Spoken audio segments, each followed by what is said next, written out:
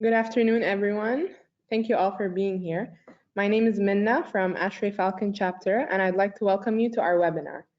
We're very delighted to have you with us today, and we're looking forward to an informative and interesting session on the improvement of energy efficiency in air-cooled screw chillers. Firstly, I'd like to take you through the ASHRAE Code of Ethics. In this and all other ASHRAE meetings, we will act with honesty, fairness, courtesy, competence, inclusiveness, and respect for others, which exemplify our core values of excellence, commitment, integrity, collaboration, volunteerism, and diversity, and shall avoid all real or perceived conflicts of interest.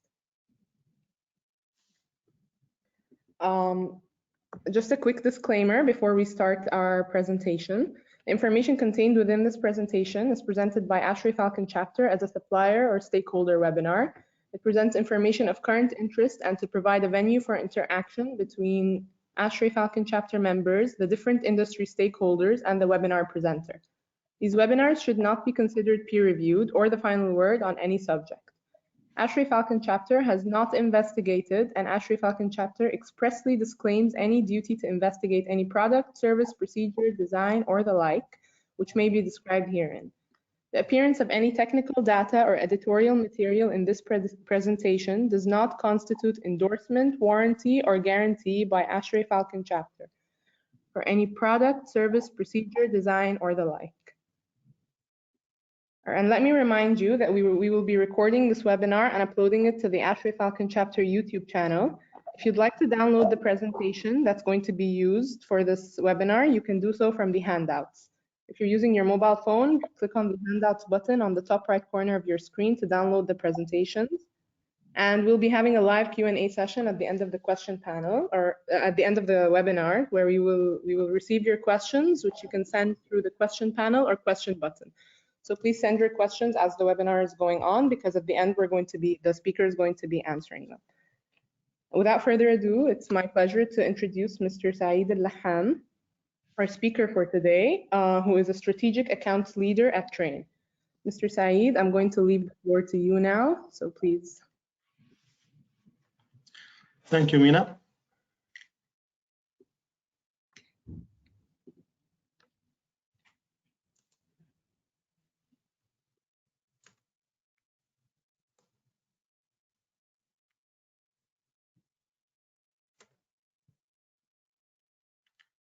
Thank you, Mina, for the introduction. Thank you all for your time and efforts attending today's webinar. I hope you and your families are all safe. I would like to thank ASHRAE Falcon Chapter for their leadership and efforts in organizing these webinars. I am Saeed Lahham, Strategic Accounts Leader in Trane. Before joining Trane, I worked in Canada as a design engineer for HVAC equipment. I joined Trane in June 2009 in Trane, UAE. And since that time, I enjoy working with consultants and design engineers to develop innovative solutions that are energy efficient and environment sustainable. Our topic today is opportunities of energy efficiency in air-cooled chiller.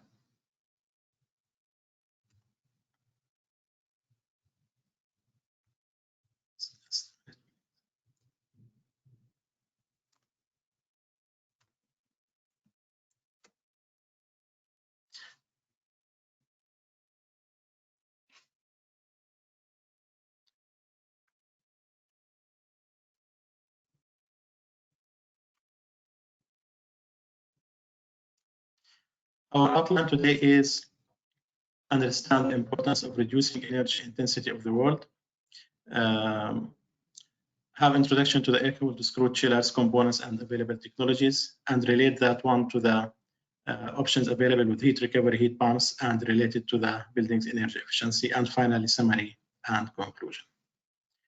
I will stop the camera now so that we can focus on the content of the presentation.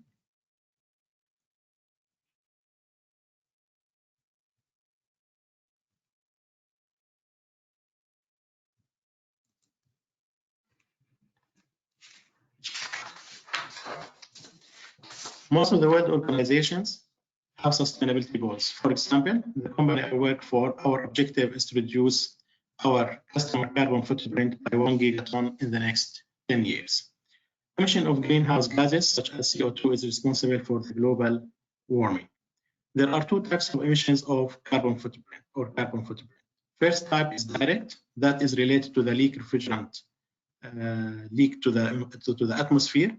We made seminars before about the new generation refrigerants and the low GWP, global warming potential, so we will not talk about it today.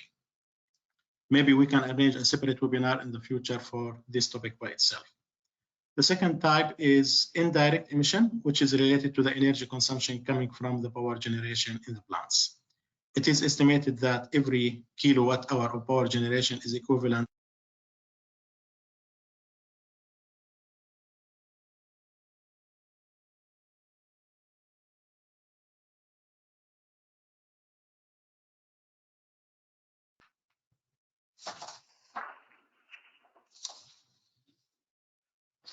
um,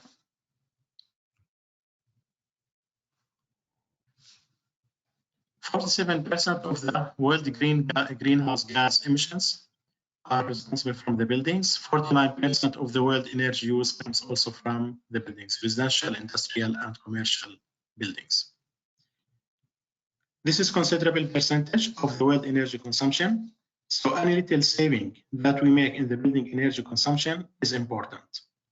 In the last decade, we started hearing more about the net zero energy buildings and the carbon neutral buildings.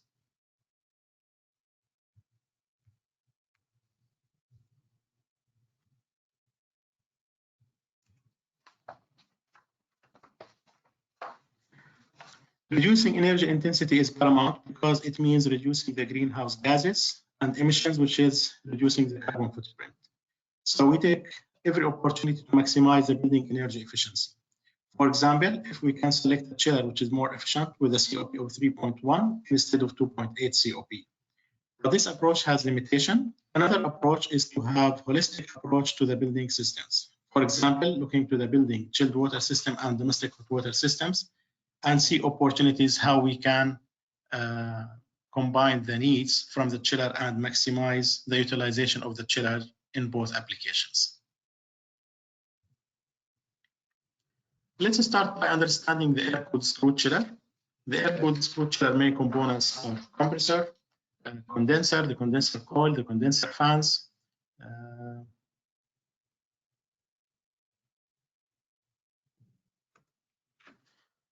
the control panel, the starter, the panel and the casing, condenser fans, compressor, refrigerant piping and accessories, and the oil separator.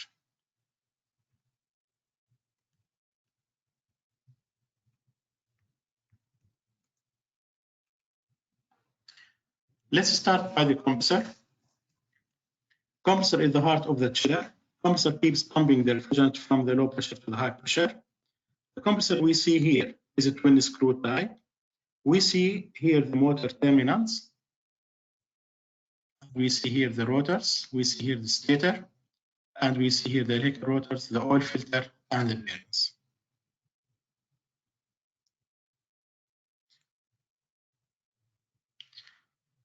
As we see here, the motor is two-pole motor, so its speed is 3,000 RPM, which is directly coupled to the motor, so the compressor speed is 3,000 RPM. The helical rotors are optimized for design of refrigerant R134A, and in the last few years, we started also using refrigerant R1234ZE, which is an HFO refrigerant with a low global warming potential, and it has wider operating maps. So the compressor rotors are optimized for both R134A and R1234ZE. Compressor construction can be hermetic or semi-hermetic. Hermetic means that we don't have access to the internal bars. This is used in smaller size compressors, such as in appliances at home. For large compressors, we have semi-hermetic construction, where we can have access to the construction and the internal parts of the compressor. And the compressor is cooled by refrigerant coming from the evaporator, which is coming through the motor, cooling the motor before being compressed in the compressor. The oil and refrigerant tends to leave the compressor. We separate the oil in the oil separator, as we will see in the next slides, and the oil is returned to the compressor to maintain the combustion tightness and combustion efficiency, and to prevent the wear and tear between the male and the female rotors.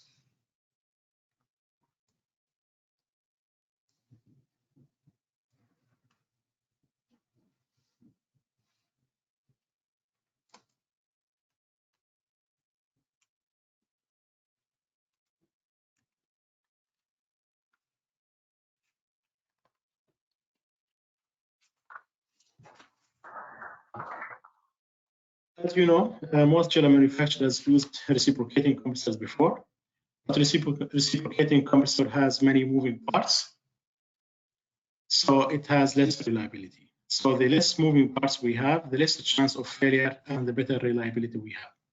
There are two types of screw compressors available in the market. One is screw compressor we see here, and single screw compressor. It uses one single screw and two gate rotors. Trane evaluated the direct drive twin screw compressors in the 50s and found it to be the most reliable compressor. In that time, it was not feasible to make a twin screw compressor because it needs fine machining and it needs 4-axis CNC machining. Till 80s, when there was a revolution in the computer science, where CAD and CAM started to be used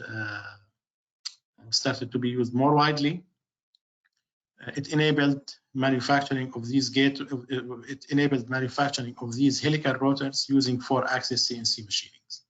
These rotors are made from steel, which is sized for the lifetime of the compressor. And the impact of the speed on the compressor lifetime, the compressor is running at 3000 RPM. As we increase the speed of the compressor, it increases the compressor efficiency, but that will increase the wear and tear between the male and the female rotors.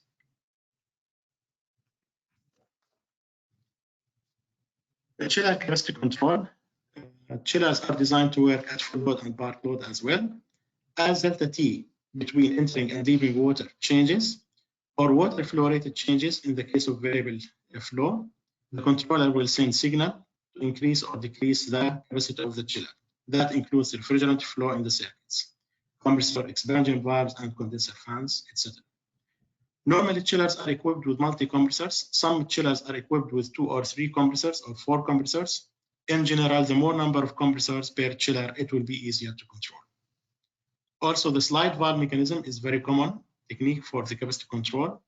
It is a sliding valve that controls the refrigerant flow. Slide valve is more efficient in capacity control, especially in high percent loading, such as 70 or 80% of the compressor loading. Variable speed drive is also common. It controls the output frequency and hence controls the compressor speed.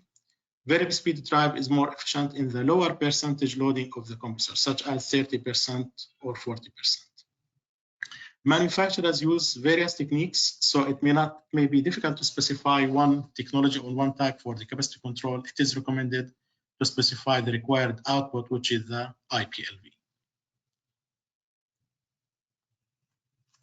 We come back to the oil separation. Remember, we said that the oil and refrigerant mixture leaves the compressor, and we want to bring back the oil for the rotors to keep proper lubrication in the helical rotor. The oil separator is a device where we have the oil and refrigerant mixture coming here, and the refrigerant is separated, continuing to the condenser, and the oil is collected in the bottom and returning to the compressor.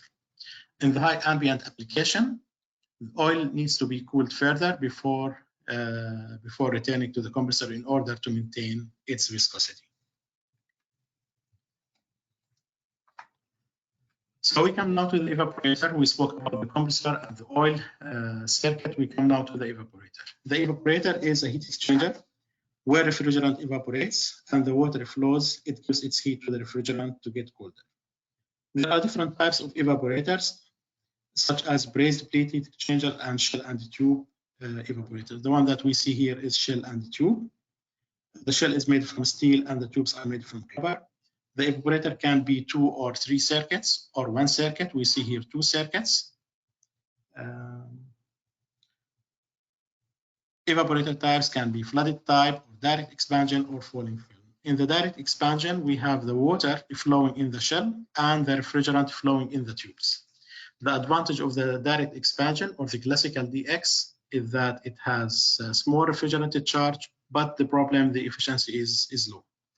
The flooded type evaporator, it uses refrigerant, which is flooded in the shell, using a ball valve to control the liquid or the refrigerant liquid volume in the evaporator, 1/3, and the 2/3 is vapor.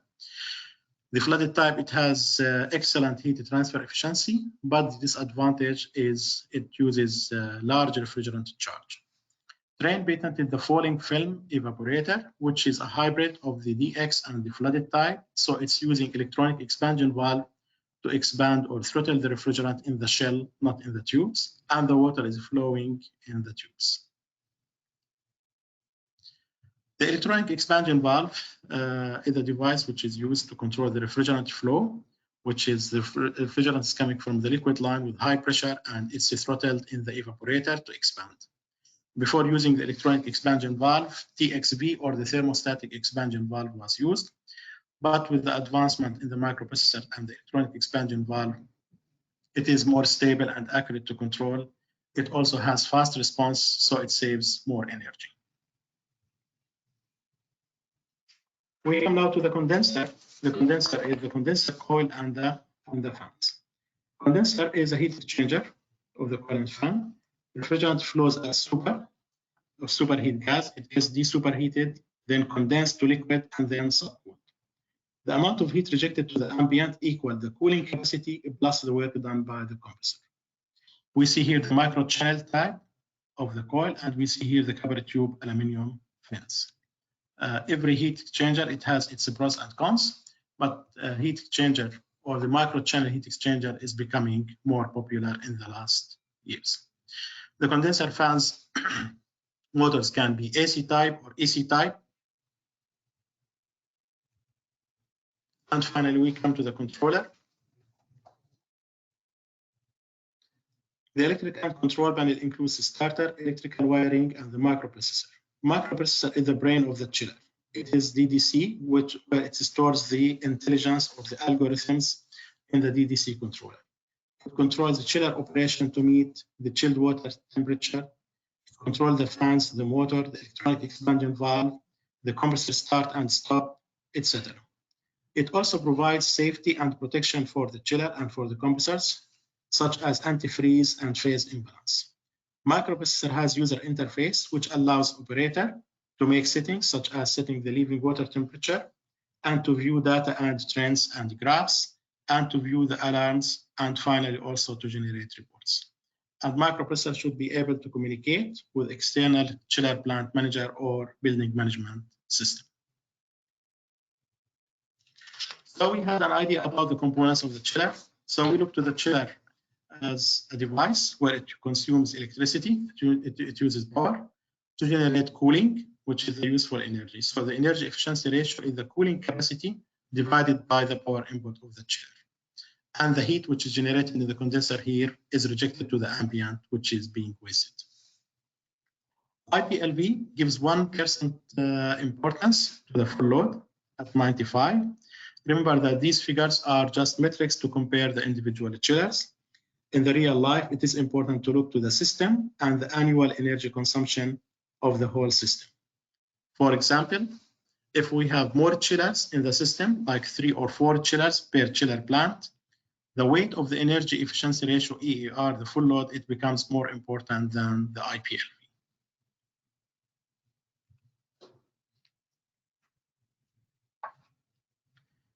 Now we come to the option of the heat recovery. We have here a chiller, and as we said, the chiller is providing cooling to the cooling load. And instead of rejecting the heat, now we are using the hot water for useful purpose, for example, for the domestic hot water or for any other energy consumption for using the hot water. So the total energy consumption, total energy ratio is cooling capacity plus heating capacity divided by the power input.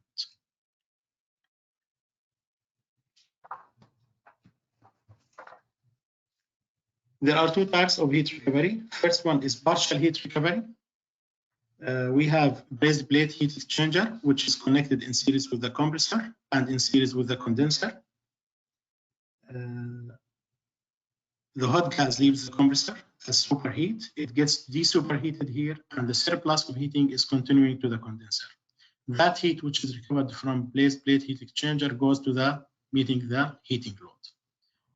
This process is not controlled process, so we recover here whatever is possible, and the maximum capacity is 25% of the cooling capacity. For example, if we have here an air-cooled chiller, its cooling capacity is 681 kilowatt, and the power input is 218 kilowatt. The energy efficiency is 3.12. If we select a chiller with partial heat recovery option, it will give cooling capacity of 677 kilowatt, heating capacity of 169 kilowatt, and the power input is 2024. So the total energy efficiency is 3.77.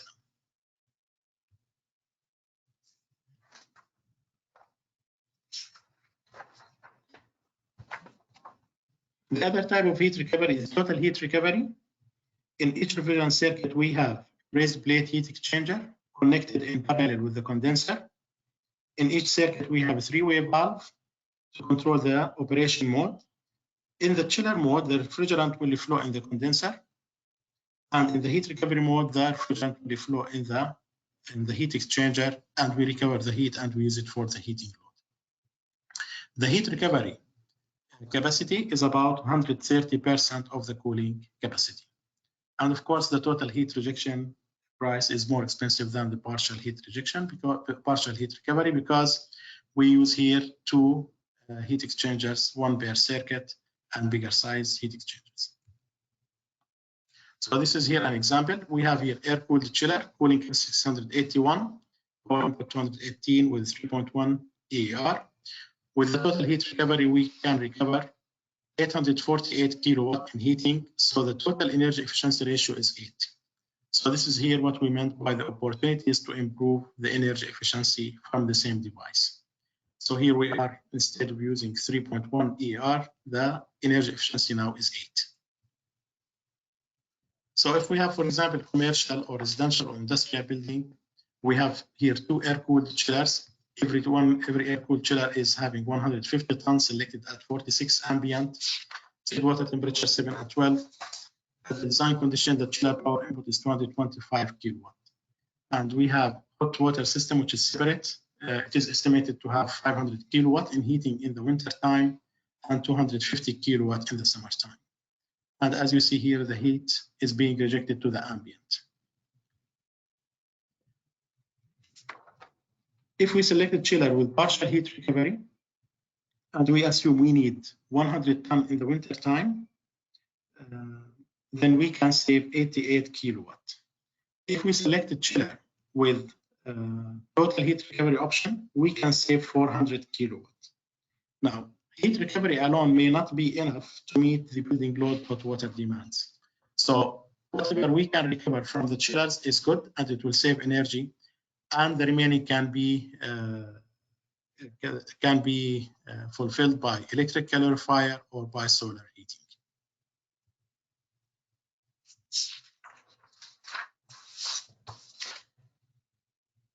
Using heat pumps for domestic hot water is increasing trend in the last few years. The sources of heat for the hot water can be boilers or fossil fuel, or it can be electric. Remember, for when we are using electric heating for generating hot water, as in the case of electric calorifier, every 1 kilowatt of heating, it needs 1 kilowatt of electricity approximately. The other source is renewable energy, such as solar, which is of course a good solution, but of course it has limitations because we have sometimes limited roof space and we have sun available also in limited times. Another technology that enabled the extension of using the renewable energy is the heat pump. Now, in the heat pump, for every 1 kilowatt of electricity, we can generate 3 kilowatt of heating for the domestic hot water. So heat pump, it enables us also to recover the renewable energy and the heat in the air, which is heated by the sun or in the water. Two types of the heat pump by the source of the heat, which is recovered. It can be air source or it can be water source.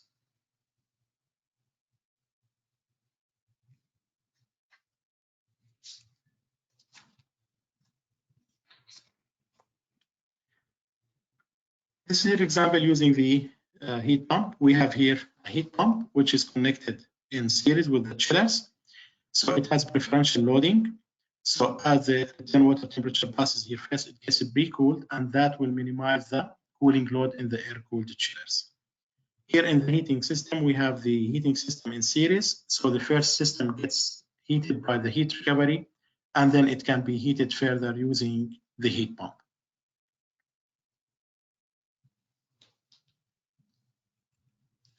This is here a computer selection of a heat pump. So here, as we see, the total power is 100 kilowatt. So by using 101 kilowatt of power input, what can we get? We can get 168 kilowatt of cooling, and we can get 275 kilowatt of heating.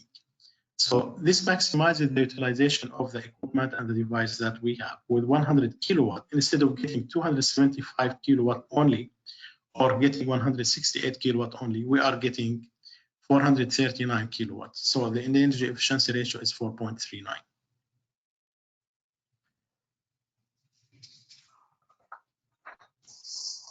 It is advisable to make the selection of the equipment or the design to be modular and scalable. That is easy capacity addition and building load or demand increases.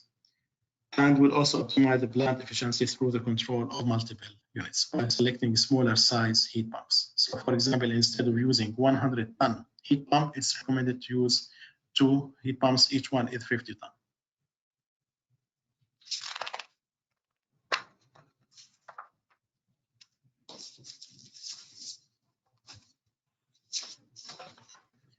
We see here another example. We have here a building with 3 water-cooled screw chillers, providing cooling for the comfort cooling, and the condenser heat is rejected to the ambient using the cooling towers. So all of the heat is rejected to the ambient, and we are using here lots of water. Now, if we use the heat pumps to recover the heat from the water-cooled condensers, we recover whatever heat for the domestic hot water, then we can minimize the water and consumption, and we can minimize the power consumption.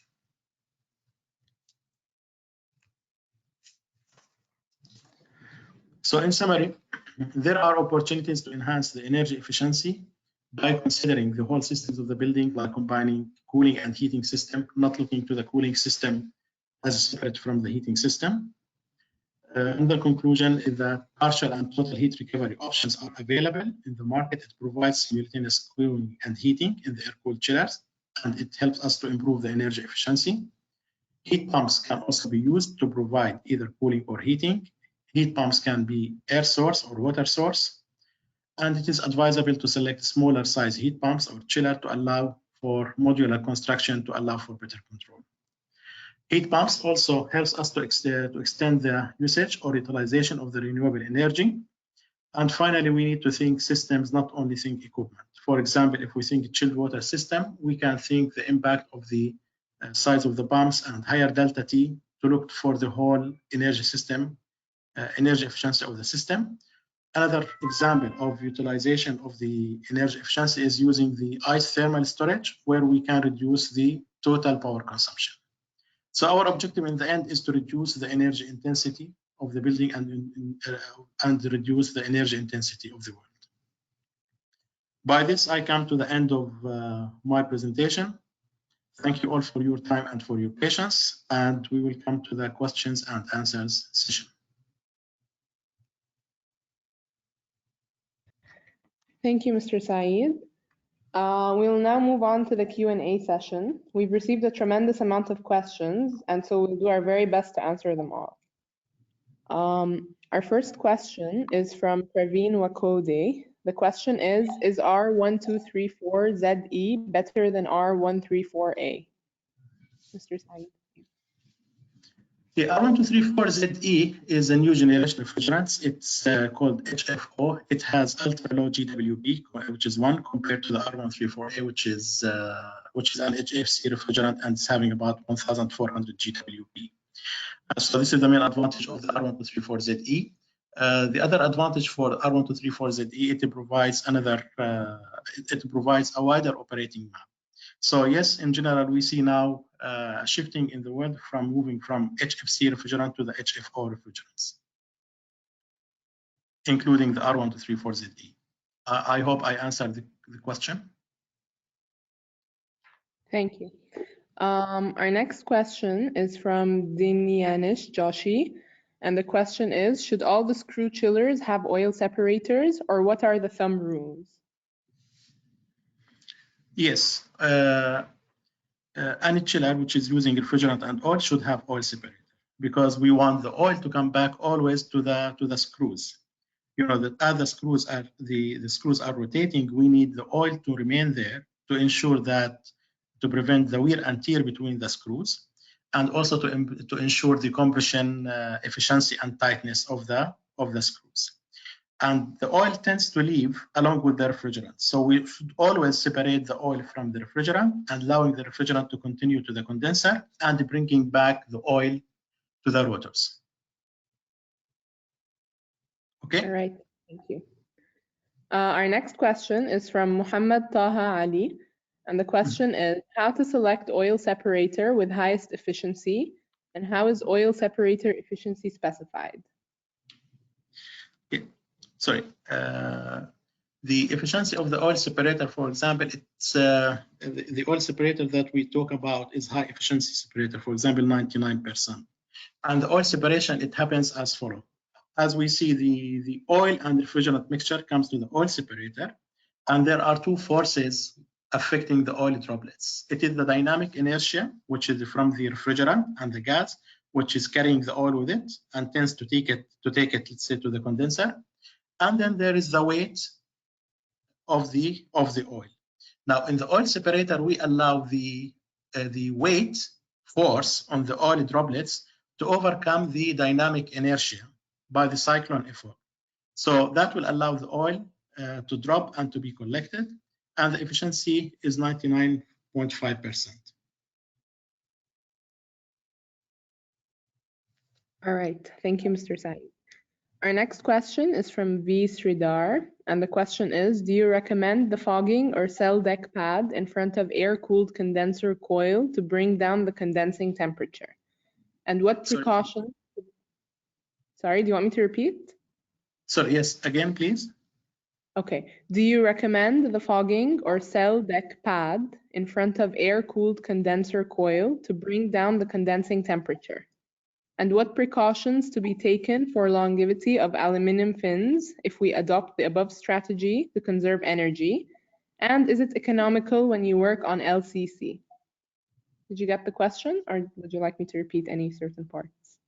I'm not sure I understood the question very well. I understood a kind of, let's say, vapor cooling, like adiabatic cooling, which is, let's say, using vapor. This is what I understood. I hope I understood the question right. I understood that he means that using a kind of water spray before the condenser to bring the temperature. This is what I understood from the question.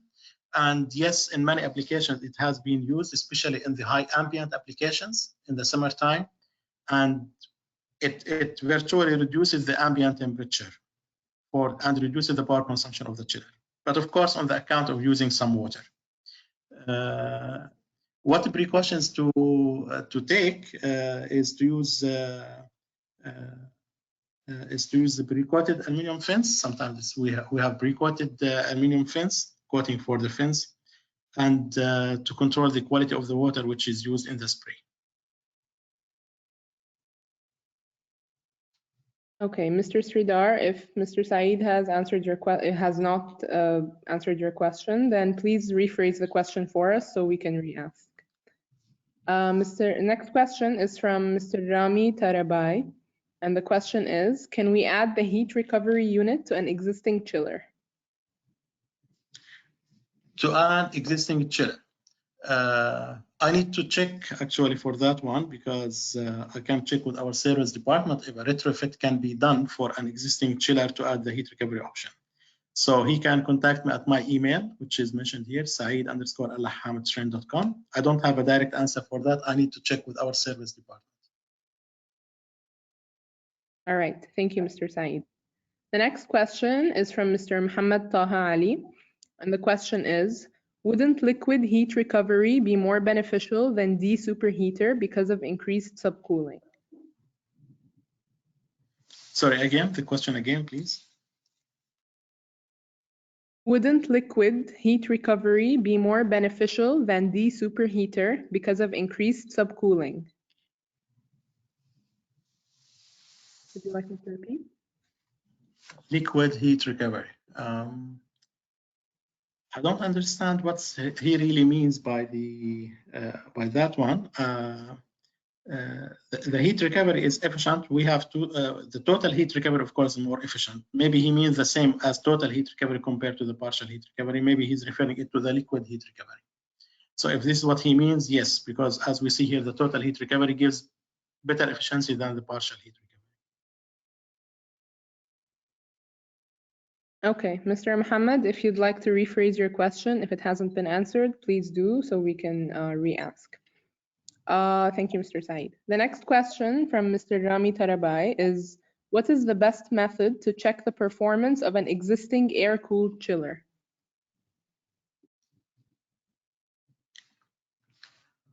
Is the power consumption versus the cooling capacity to check the energy efficiency versus the original parameters. So the best way is to check, to measure the power consumption of the chiller. Okay, thank you, Mr. Saeed. The next question is from Mr. Ahmed Labib, and the question is the heat recovery increasing the lift on the compressor, consequently reducing the performance of compressor and lifetime? No, it does not affect the compressor. And in the partial heat recovery, it's not a controlled process. It just uses the superheated gas. We get the desuperheating, and the rest of that one goes to the condenser to be spun, so it does not affect the compressor.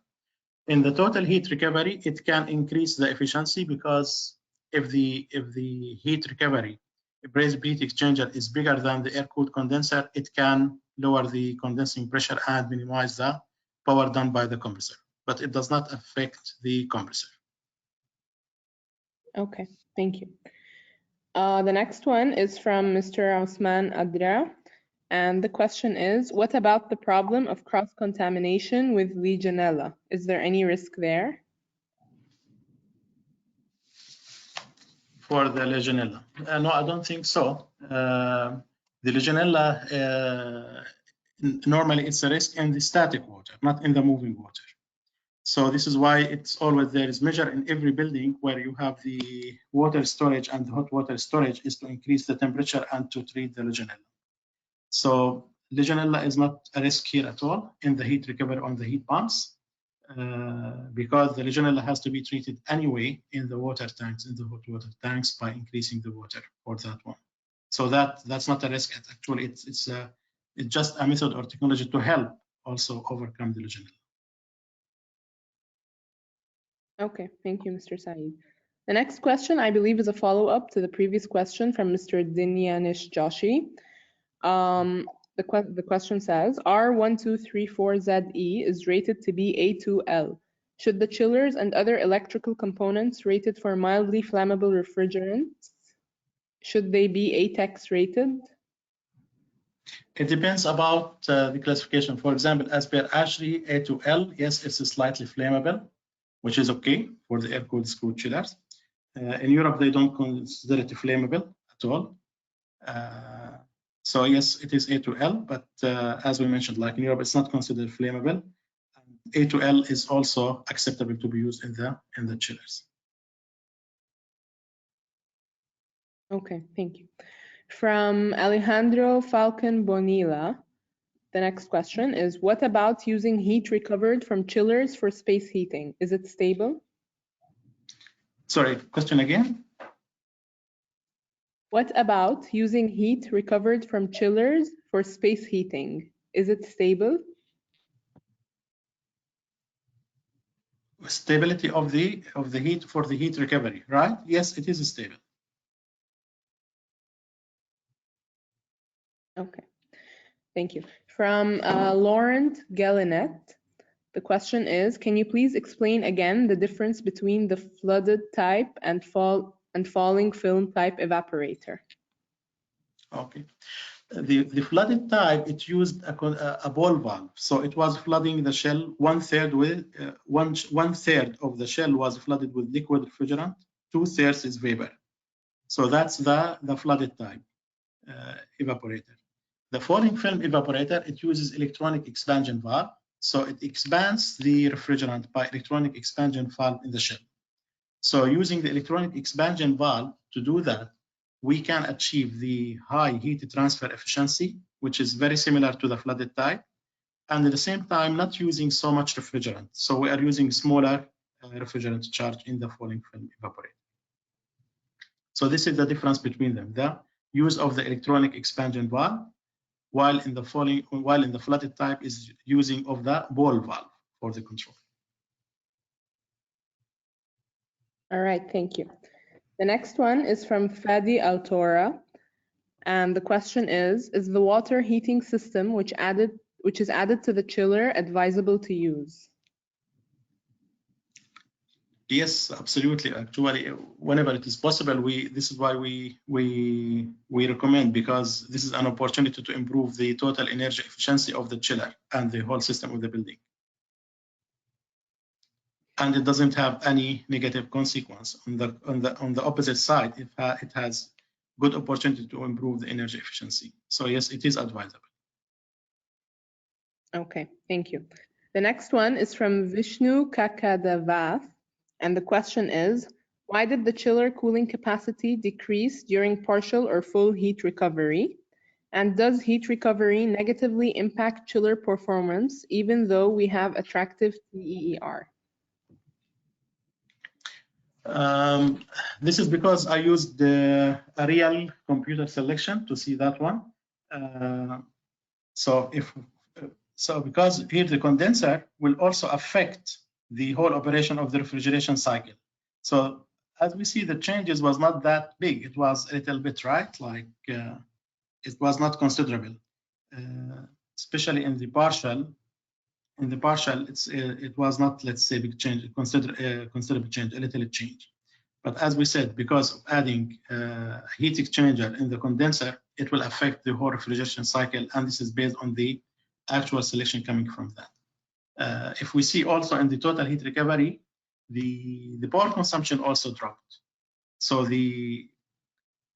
even, let's say, the cooling capacity decreased and the heat recovery increased, and the power consumption also decreased. All right, thank you. The next question is from Rami Tarabai, and the question says, do you recommend using chilled water supply temperature reset based on outdoor air temperature as an energy efficiency measure in air-cooled chillers? It depends on every project. I think this technique is used in many applications to reset the leaving water temperature by increasing the leaving water temperature and to minimize the power consumption of the chiller. Yes, this can be used sometimes, but we have to be careful about the impact for the comfort application and the air side. Okay, thank you. The next one is from Muhammad Aboud, and the question says, please provide more clarifications about variable speed compressor and if it improves the efficiency or not, and what is the best compressor efficiency? The variable speed drive does not improve the compressor efficiency. The compressor efficiency, it's not, the compressor is not running at one condition. It's running at different loads, different volume, refrigerant size, and also different pressures. At the full load, the compressor is running at the full load. This is the compressor efficiency. So what we know is we don't know the compressor efficiency. Normally we know the chiller efficiency. And as we mentioned, let's say this is subject to many variables. So when we have more number of compressors per chiller, if I stop 1 or 2 compressors and I can run the chiller with 2 compressors out of 4, we have better control. So we try to run the compressor more near the fully loaded condition.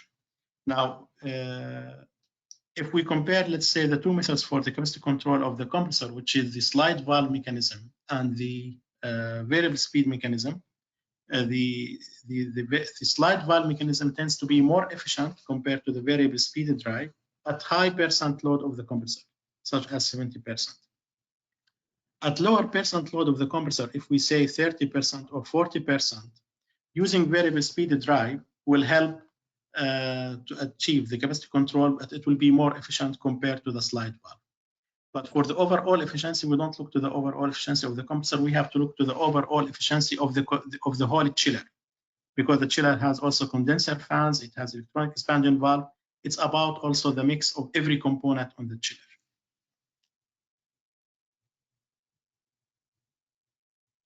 All right, thank you.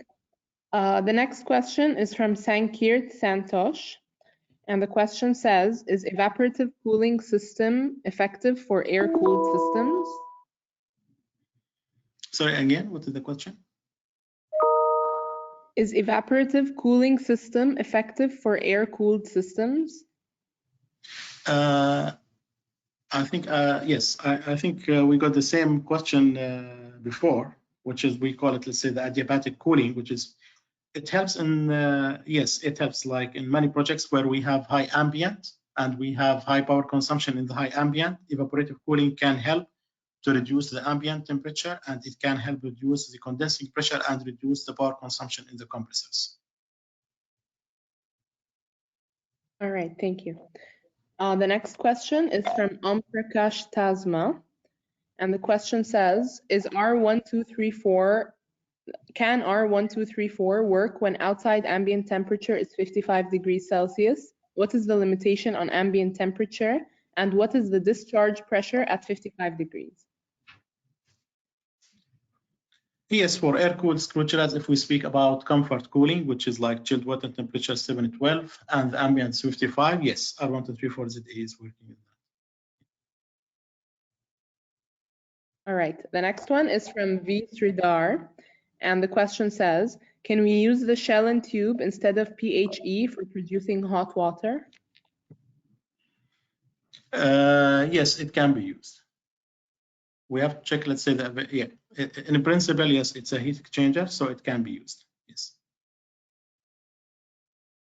All right, thank you. The next one is from Taqi Saeed. And the question says, when the chiller is running at part load, what will be the impact if I'm using full energy recovery unit for heating purposes? So if we have chiller with total heat recovery, what is the impact? This is the question, right? If we have the chiller running at part load, what will be the impact when using full energy recovery unit for heating purposes? Okay, so at partial load, yeah. So of course, the cooling capacity will be decreased and the heat recovery will be decreased at the partial load. Depends on the partial load. All right. From Qasim Shahzad, in case of no load of hot water, what is the impact on partial heat recovery on the chiller? This is why it's limited to 25%, so that even there is no load on the heat exchanger in the partial heat recovery, it will not have impact on the chiller because all of the surplus heat will go to the condenser. So all of that will be cooled by the condenser, by the air-cooled condenser. Thank you.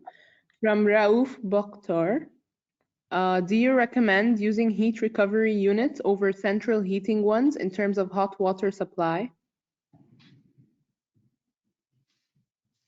Using heat recovery over what?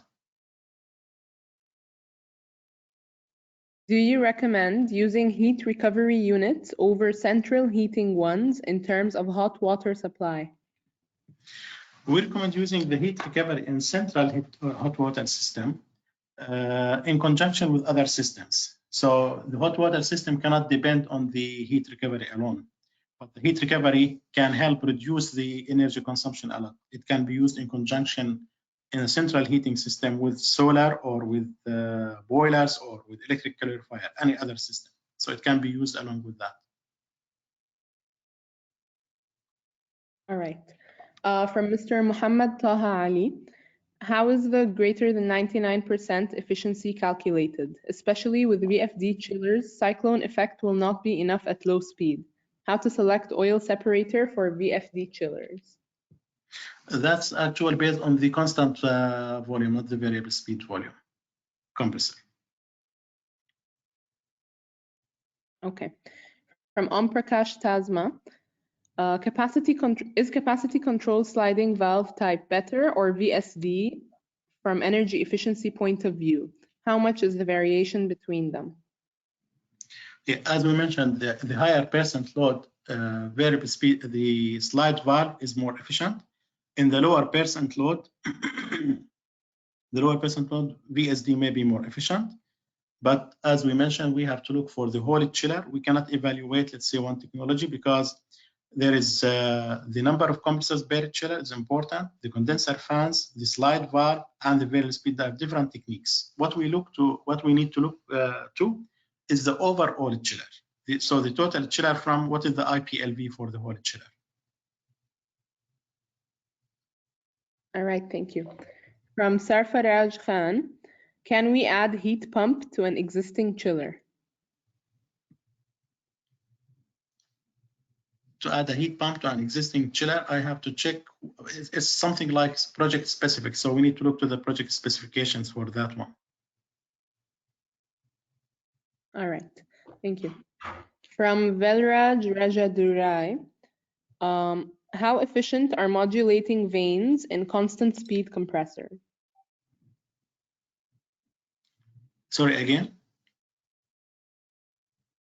How efficient are modulating vanes in constant speed compressors?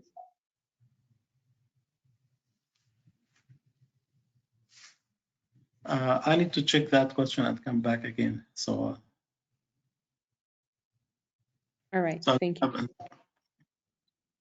From Hazem Abdelkarim, is twin screw compressor, do twin screw compressors have an advantage over single screw compressors? Well, the twin screw compressor has two moving parts only. So as the less moving parts we have, the more reliable the compressor is. The single screw compressor, it has, single screw and two gate rotors, so it has three moving parts. The other thing is that the twin screw compressor is made from steel, so the twin screw is sized for the lifetime of the compressor, while the gate rotors is made from different materials, so it may need more service. So this is what I believe. Thank you. From Mr. Magid Ayub, are these units effective to use in a swimming pool air conditioning and heating system? Yes, smaller size heat pumps can be used for it's actually a typical application for using for the heating of the water for the swimming pools and heating application. Thank you. From Mr. Alauddin Sweeti, what is the maximum temperature that we can get from the D superheater? We can get temperature like 60 or 70 degrees Celsius for the hot water. All right. From Magid Muhammad, which is better for screw chillers, DX or flooded evaporator? We believe that the best one is actually the combination of both of them. The DX has its pros and cons, and the flooded has its pros and cons.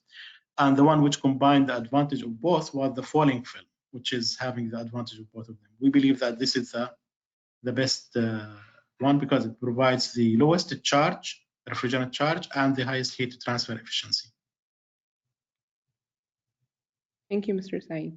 From Osman Adra, can you elaborate on the VSD controlled parts of the double screw compressors? The control for the variable speed drive in the compressor, it controls, let's say, the frequency of the compressor. For example, for the company that I work for, I don't know how, for example, others are controlling the variable speed drive for the compressor. But as far as we are concerned, I know, for example, that we control the hertz from 50 hertz to 25 hertz. So the minimum speed of the compressor is 1,750 RPM, and the maximum speed is 3,000 RPM. And we use also at the same time the slide valve. So the microprocessor will send signal to the variable speed drive and also to the slide valve. Now it will control both in unloading the slide valve and the variable speed drive. So that will be in response to the cooling load, to the demand cooling load, which is based on the signal about, let's say, for example, the delta T between the supply and return water temperature. All right, thank you. From Muhammad Bey, is falling film evaporator also flooded type? No, it's not flooded type. because it does not flood the shell with a big charge of refrigerant. It only expands. So it's considered as hybrid of the flooded type and the DX. All right, thank you. From Dia Derwish, what are the benefits of the ice storage in a chiller system, since the chiller is controlled to work as per the required load and the compressors will stop after achieving the set point? The ice thermal storage or any thermal storage, it helps sometimes, let's say, in achieving the peak and minimizing the of the chiller generation at the peak. So we can use the chiller in the night where the ambient temperature is less to make thermal storage, and that can be used in the day. So this is the advantage for it. And it makes more sense when the electricity tariffs are different. So if the tariff of the kilowatt hour is more expensive in the daytime, it makes also more sense. So it's a matter of efficiency and economy. All right, thank you very much, Mr. Saeed, for answering these questions. Unfortunately, we've received a huge amount of questions, but now we've run out of time and we've reached the end of our session. We have, however, kept a record of all your questions, and Mr. Saeed will be answering them for you shortly, either by email or otherwise. So thank you so much to everyone that has attended today's webinar. We hope it was beneficial for you and that you've enjoyed it. Thank you so much, Mr. Saeed, for being our speaker for today. We have an upcoming webinar coming on next Sunday, and we hope to see you there. Thank you very much, and goodbye. Thank you.